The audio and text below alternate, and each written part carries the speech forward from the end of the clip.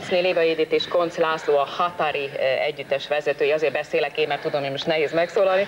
6 éves fennállásukat ünnepelték, és különös módon hát a magyar néprajz egyik székhelyén, Mezőkövesden volt ez a koncert vagy fellépés. Véletlen volt ez az egybeesés? Nem volt véletlen ez az egybeesés. Mezőkövesdnek ugye nagyon gazdag a népművészet, a matyókultúra, de még szeretnénk volna egy olyan kultúrát meghonosítani, amiről az emberek borzasztó keveset tudnak. Meg lehet honosítani a dél-amerikai folklórt Magyarországon? Igyekszünk, de kevésbé befogadó képes még a nép.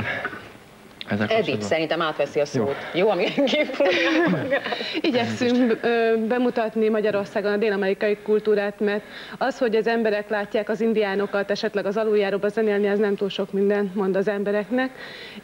Végül is a kultúra, meg a magyar népkultúra és az indián kultúra nem olyan távol, mint ahogy az emberek gondolják. Igazán? Végül is ugyanúgy arról szól, hogy mi történt velük, az örömükről, a bánatukról, a munkájukról. Az indiánok próbálják bemutatni, és eltáncolják inkább azt, hogy mi történt velük, mint hogy elmondják magukról. Tehát nem egy olyan beszédes nép, hanem testével, nyelvével, énekeivel, dalaival próbálja elmondani, hogy mi történt velük.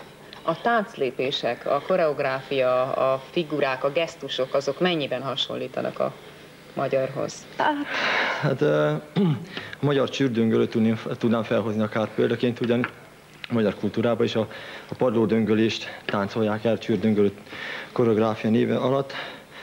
Ugyanígy vannak koreográfia közé szorított táncok odakint is Dél-Amerikában, ezt ünnepekkor táncolják, munkatáncok, tehát mezőre való kimenetel előtt eltáncolják a munka folyamatát, a vetést, a földásást, az aratást. Eltáncolják a termékenységet egy lakodalom alkalmával, eltáncolják azt a munkatáncot, amelyik családnak, ha földje van, akkor földműveléssel kapcsolatos táncokat táncolnak az esküvőkön. Azt mondták szomorúan, de remélem, hogy meg fog változni ez még, hogy még nem jártak Dél-Amerikában. Honnan sikerült mégis akkor ilyen pontosan begyűjteni ezeket a tánc elemeket, vagy egyáltalán itt nagyon sokféle jelmezt láttunk? Hát inkább úgy mondanám, hogy viselet. Igyekszünk hagyományos viseletekben táncolni.